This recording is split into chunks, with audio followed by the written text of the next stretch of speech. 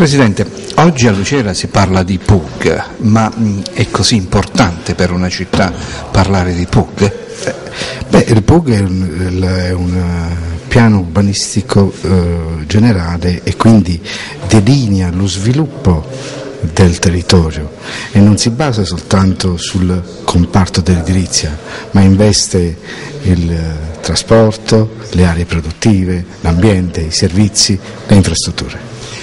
Un comune come quello di Lucera, denominato città d'arte per le sue bellezze artistico-culturali, ecco, come potrebbe venirne fuori? Non parliamo di scelte politiche, ma proprio di scelte del territorio, quindi strutturali. Io credo che il comune di Lucera ha una storia antica e deve cantarla meglio.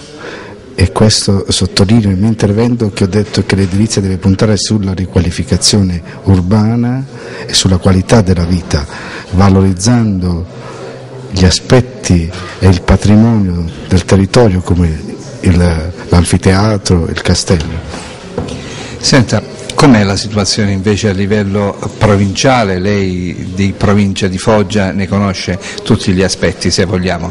L'edilizia poi soprattutto in questo periodo sta soffrendo per le varie criticità, la situazione economica non è felice. Come potrebbe venire fuori un PUG che aiuti anche tutte le altre città?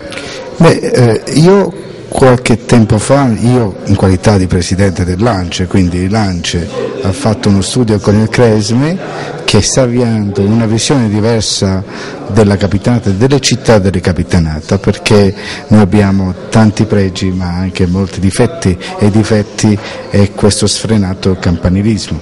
Mettere insieme queste città e avere una visione di progettualità di insieme, cioè fare una progettualità condivisa.